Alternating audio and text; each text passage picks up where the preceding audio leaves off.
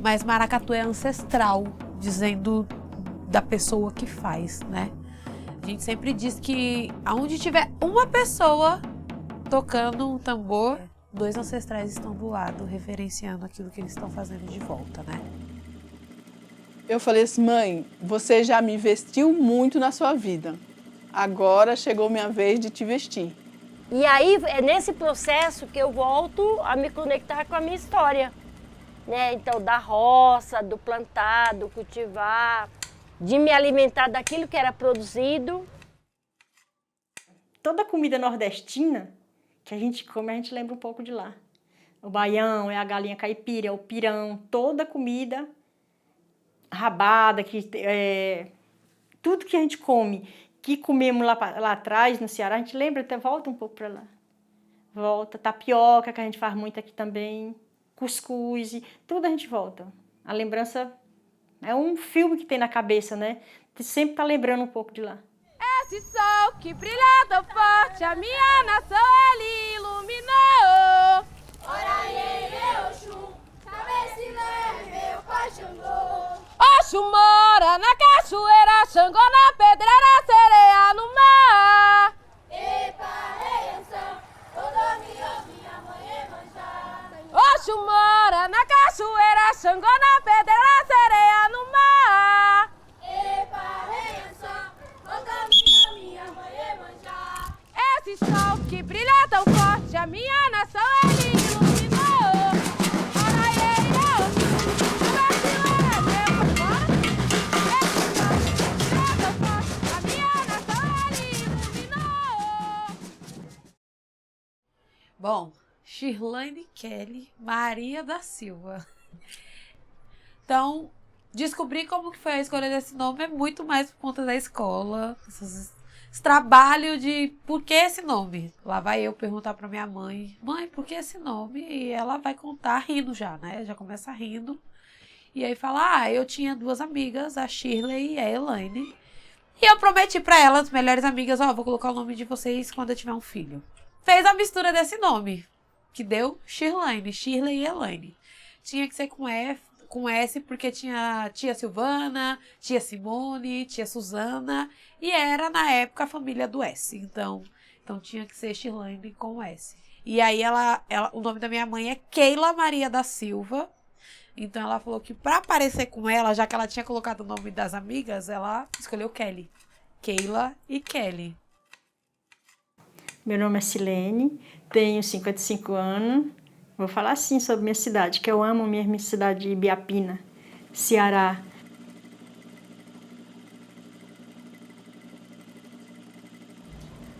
Então, eu me chamo Noêmia de Oliveira Mendonça.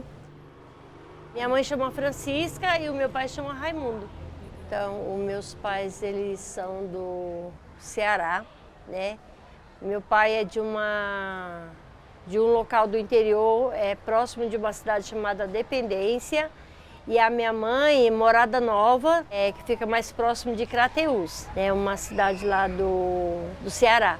Mas todos nasceram no interior.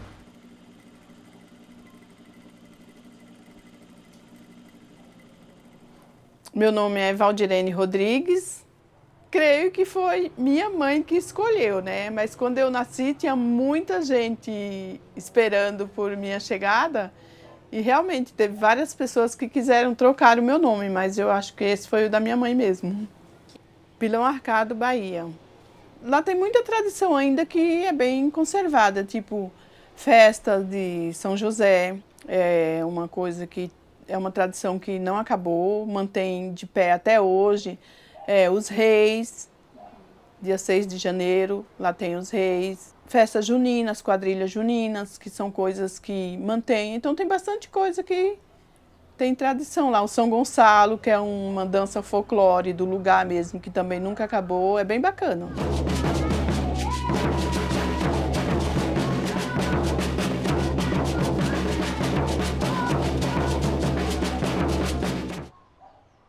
Minha mãe sempre falava do galo da madrugada. Era isso, assim. Eu era para ter nascido em dezembro e eu nasci dia 14 de janeiro. Tudo por culpa do galo da madrugada. A minha mãe passou o tempo do nascimento pulando carnaval. E aí ela fala assim, mas eu tava na festa do galo, minha mãe ganhava concurso de lambada, né? E aí concurso de festança. Então ela ficou no carnaval do galo da madrugada. E aí toda vez que ela vai voltar essa memória de Recife, ela fala, mas o carnaval do galo da madrugada não tem igual, ele começa muito antes, agora já é hora do carnaval do galo da madrugada, já tá pegando fogo e não sei o que, não sei o que. E nisso ela conta que eu nasci só dia 14 de janeiro, e nasci porque ela tava sentindo muita dor nas costas, porque eu já tinha sentado, eu cansei.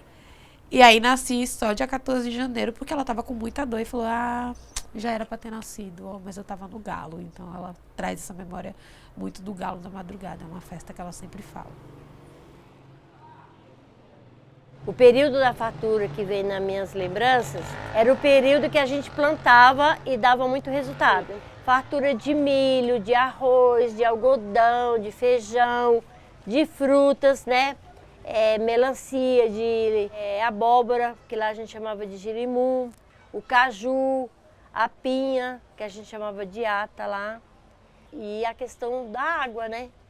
Porque a gente caía no rio, tomava banho pelado, subia em cima das árvores para poder cair, daí você pulava num lugar e saía no outro.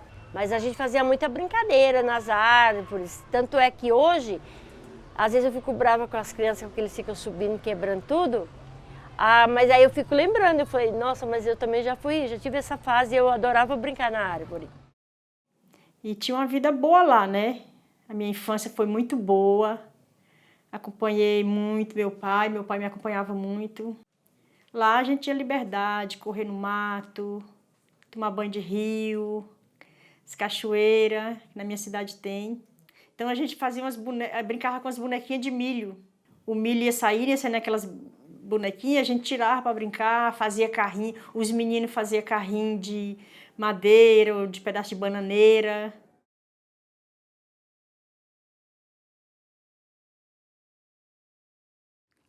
Eu passei a minha infância vendo minha mãe costurando. Assim, a nível de salário, de ter um salário mesmo para criar a gente. A gente foi criada com ela costurando. Então, minha mãe costurava para todo o povoado da cidade, do bairro, né? Não era uma cidade, era um povoado mesmo. A cidade ficava um pouquinho distante. E a forma que ela trabalhava era, tipo assim, não era igual hoje, que você vai, tipo assim, você vai num lugar, você escolhe o tecido, escolhe a roupa. Lá não. A pessoa comprava o tecido na metragem certinha, porque o dinheiro não dava para comprar tecido para sobrar. Naquela época também não tinha sacolinha, era um tecido embrulhado num papel pardo, né? Eu lembro como hoje. Eu aprendi a fazer roupa de boneca. Eu peguei manga de camisa dela, que ela estava fazendo, e fiz uma saia para boneca, uma coisa que me marca muito. Com 16 anos, 17 anos, eu já comprava o tecido, eu pedia a máquina emprestada de uma conhecida e fazia as roupas. Como eu não tinha como mandar fazer, eu acho que eu nem conhecia costureira, eu fazia. Tipo as roupas, eu era fã das Paquitas. Eu fazia aquele blazer branco, aquele short risca de giz e uma bota branca. Então eu me vesti como Paquita porque eu mesma fazia as roupas. A minha avó costurava, a mãe dela costurava. Eu acho que isso fez com que ela fosse costurar também, né? E eu acho que é uma coisa de dom, porque não é uma coisa assim que tipo, eu vou costurar porque minha mãe costura. É uma coisa que você tem que gostar. E uma pessoa muito importante me diz que o maracatu, ele te toca de um jeito que você não sabe como sair. Você só precisa fazer ele te tocar. As pessoas são escolhidas para fazer maracatu. Elas não escolhem maracatu, maracatu escolhe ela. Maracatu é uma manifestação pernambucana, então é uma manifestação cultural pernambucana, né? Algumas pessoas vão dizer que é uma percussão, outras pessoas vão dizer que é só um tambor. Baque Atitude ou qualquer outro grupo de estudo é onde qualquer pessoa de qualquer religião pode entrar, tocar, sem precisar fazer uma obrigação para que isso seja feito. É uma cultura africana que tem a ver com a religiosidade, mas esse daqui é um grupo de estudo. Naquela época, as pessoas vinham para cá com um projeto de vida. Qual que era o projeto de vida? Trabalhar para ajudar os pais. Você vinha com 14, com 15 anos de idade, e você chegava aqui, você trabalhava. Você trabalhava de doméstica, você trabalhava de babá. Naquela época era o serviço que tinha. Vim trabalhar e trabalhei. E só não voltei porque não tinha dinheiro para voltar. Nossa, quando eu saí de Pilão Arcado, eu me senti um peixe fora d'água. Eu me senti péssima, porque quando eu estava lá, eu me sentia num todo. Depois que eu cheguei aqui, é tipo assim, eu me sentia só. Você por você. Por mais que tinha meus irmãos, tinha uma cunhada, tive apoio, sim. Mas você se sente só, porque você, com 16 anos de idade, você tem que se virar numa cidade tão grande. Você tem que trabalhar para você comer. Você tem que trabalhar para você se manter. E assim, esse processo de moradia foi uma coisa bem complexa, porque eu migrei muito.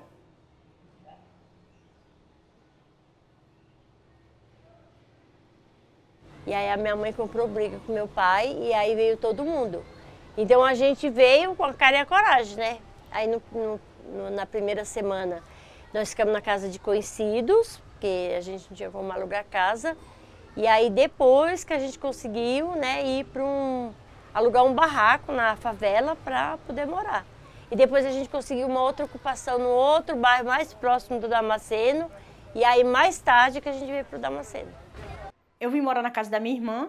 Ali do lado da casa da minha irmã, desocupou uma casinha pequena. Eu fui falar com o dono da casa, para ele me alugar aquela casinha, era uma sala e cozinha. Eu queria ter minha casa, eu queria falar, é minha casa. Aí tudo bem, a gente se ajeitou ali, eu aluguei a casinha de frente e a gente ficou por lá, mas sendo na Vila Gomes, mudou mais para frente, aí ficamos mudando de casa para casa. Fui morar na Maria Luísa, depois de Maria Luísa a gente veio morar aqui, que hoje é o bairro Rio Pequeno, nessa casa aqui. E por aqui estamos. E pretendo ficar aqui até Deus quiser. Ser educadora no Jardim Ibirapuera tem uma diferença muito grande. Conhecer o seu território como a palma da sua mão leva você a conhecer portais. Vim direto de Pernambuco para esse bairro com 4 anos. Foi aqui que eu fiz morada e é aqui que eu sou estrada. Bloco do Beco, Caminho, instituição cultural que me acolheu aos 12 anos e hoje sou educadora cultural de um maracatu de baque virado. Essa é a história. O importante dentro da quebrada é falar com todos, conhecer todos e entender que o território é além das ruas, dos becos e das vielas. Território é pessoa, família, cuidado e afeto. Quando eu cheguei aqui, o que me dava um pouco de conforto e me sentir acolhida era quando eu encontrava pessoas, eu estava conversando com uma pessoa que ela falava assim, eu também sou do Nordeste. Eu me sentia confortável, porque quando ela citava, eu também sou do Nordeste, eu sou do Pernambuco, eu sou do Ceará, tanto que eu tenho várias amigas por esse mundão afora aí, através disso. Então isso era uma coisa que me deixava confortável, porque eu pensava assim, ela deve ter passado o mesmo que eu passei e ela deve ter sentido as mesmas coisas que eu senti. Era o forró pé de serra. O forró pé de serra era aquele da sanfona. É a batida mesmo. É a batida que você escuta a batida do forró pé de serra, você já fica se balançando. Este forró pé de serra, a pancada dele é mais forte, é mais forró. Aí tem a diferença do outro forró, que é em teclado. Que aí já não tem tanta pancada que tem o forró pé de serra. O forró cantado pelos teclados é um forró totalmente, digamos, sem gosto. Tem gosto, mas não é e nem o forró pé de serra, que é tocado pela sanfona, pela a batida do tambor e o triângulo. Você dançar um forró pé de serra é muito bom, é muito bom. E a batida é totalmente diferente. É a batida de forró mesmo.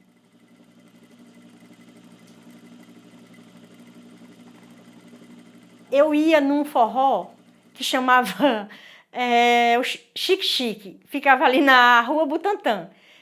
Era um forró pé de serra, tinha na segunda-feira.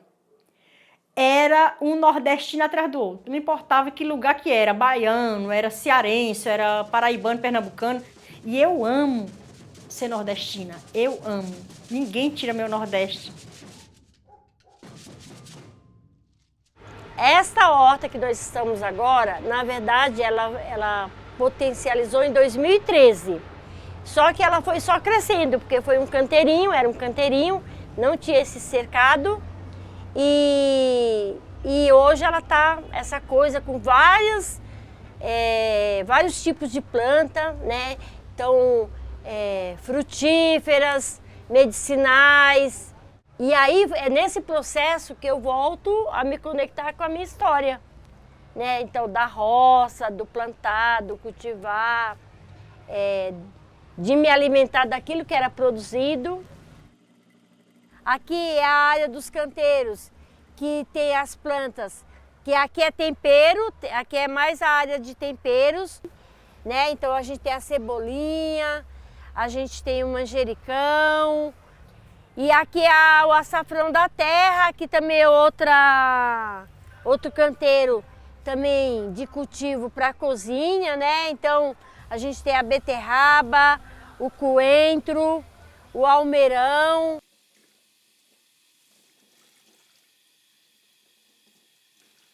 Comida para mim é sagrada.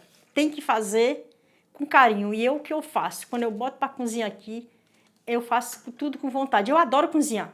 Eu adoro cozinhar. Então, o que a minha mãe fazia? Fazia o balo de 2, fazia malaçada com 2 ovos, 3 ovos, fazia 10 malaçadas.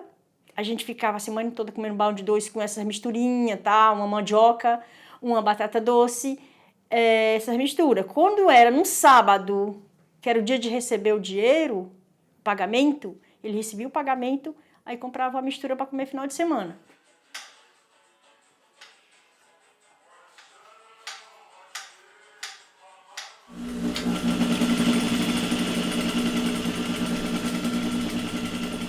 Costura que respeita o seu corpo, eu vejo de uma determinada forma. Corpo não tem tamanho. Cada corpo tem um formato. E assim, a modelagem industrial, ela é PMG e GG. G1, G2, G3. Mas assim, como eu costuro para o consumidor final, eu digo que eu respeito o corpo da pessoa. Porque tem pessoas que têm 130 de busto. Ela tem menos busto do que quadril. Então, você vai adequar uma peça, você vai desenvolver uma peça para aquele corpo. Então, eu acho que a partir do momento que você enxerga isso no seu cliente, você está respeitando o corpo dela.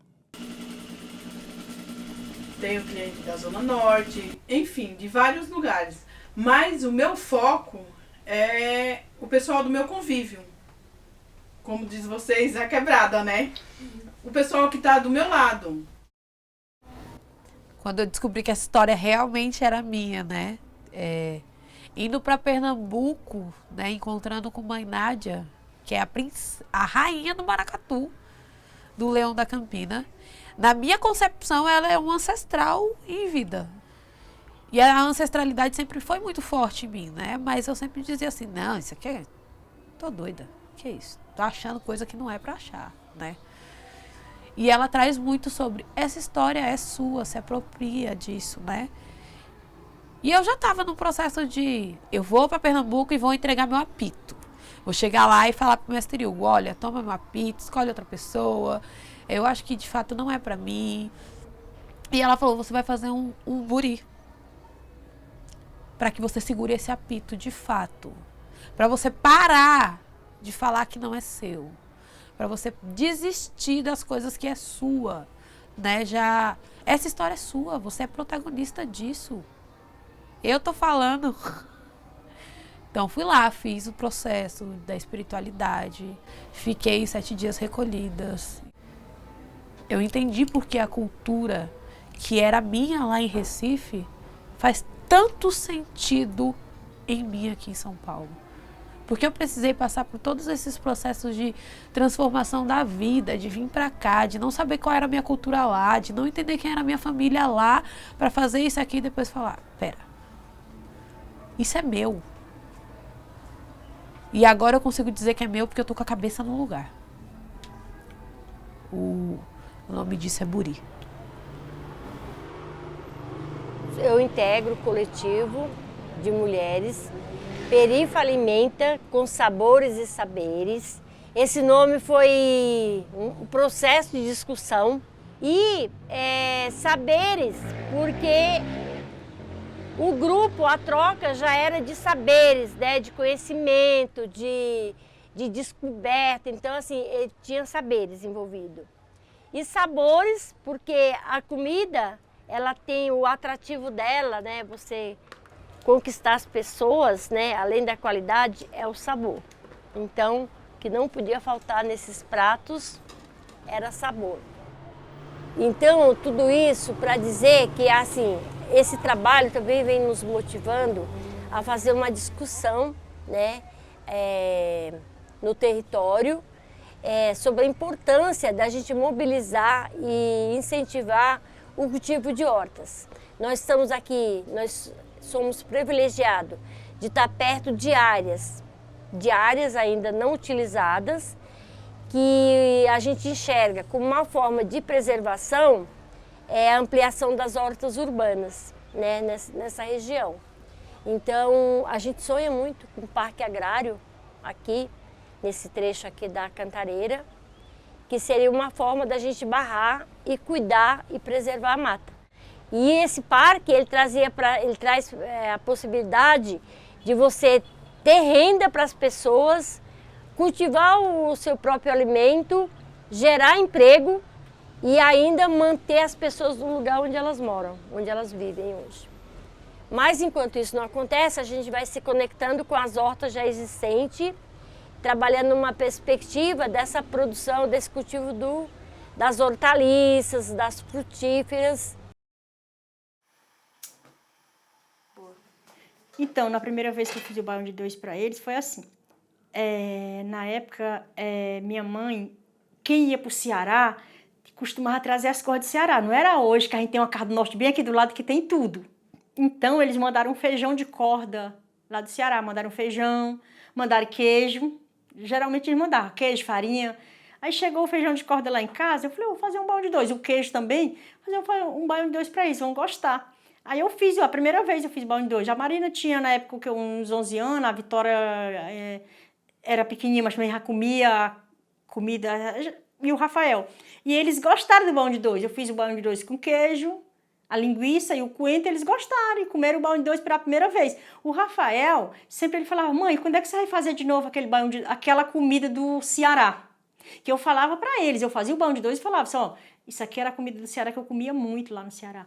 Então, era uma lembrança que quando eu tava fazendo aquele baião de 2 para eles, às vezes eu ficava pensando assim, nossa, minha mãe devia estar fazendo também esse baião de 2 e quando ela fazia aquele baião de 2, pois talvez esse mesmo carinho que eu tô fazendo e que eu queria que eles comessem aquele baião de 2 para eles gostar.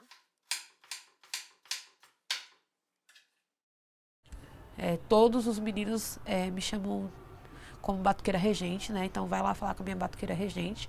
Mas no lugar de afeto eu sou a tia Kelly, né? Então todos eles me chamam... e fala com quem? Falei com a tia Kelly, né? Nesse lugar de que o maracatu é família.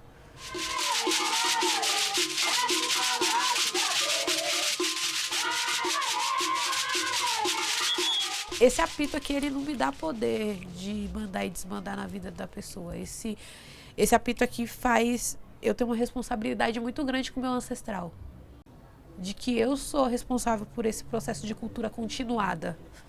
E de que isso precisa ser repassado.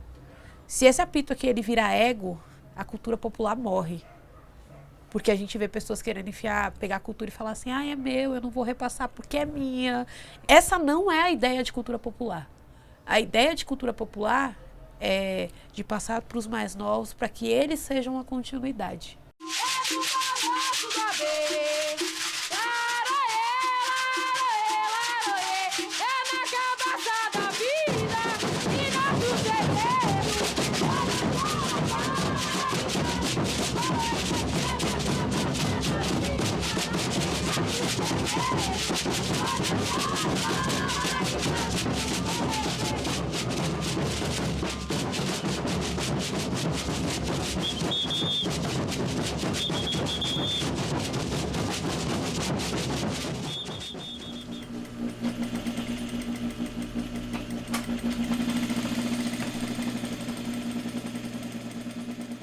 A profissão da minha mãe, eu tenho certeza absoluta que ela não encarava isso como uma profissão.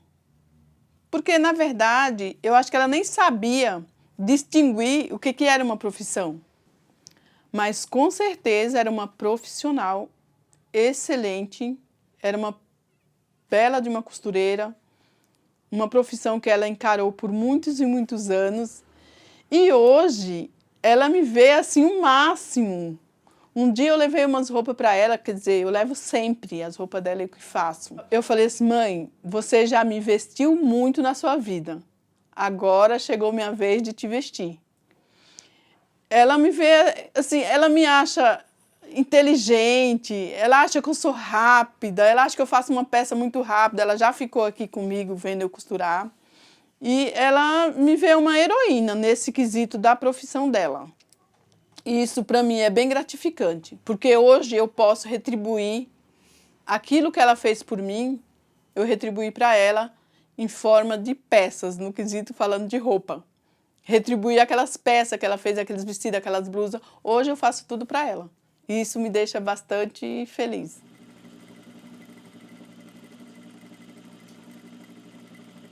Falando sobre a influência dos meus filhos sobre a minha profissão, de alguma forma, eles são influenciados o tempo inteiro, porque eles estão vendo eu fazendo uma arte todos os dias. Eu acho que tudo que você faz, que você produz, é uma arte.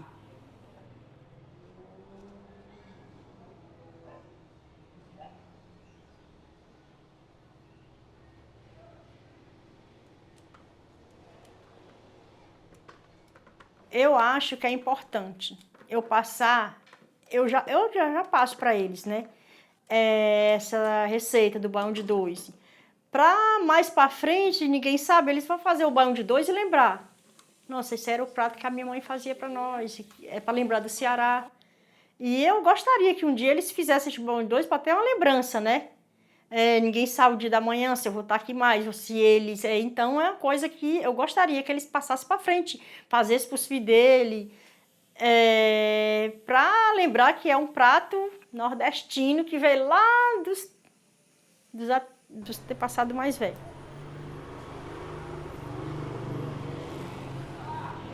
Mas eu acho que a gente está mostrando caminhos, né?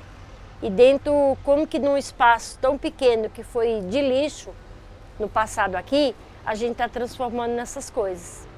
Então eu acho que é isso que nos engrandece, entendeu? E mostrar que a gente é capaz. Porque eu acho que o mais legal é a gente perceber a nossa potencialidade, ter vivo a nossa história, a nossa memória, né, a nossa identidade, que isso que nos faz ser forte, se sentir importante, mesmo se alguém negar a nossa história.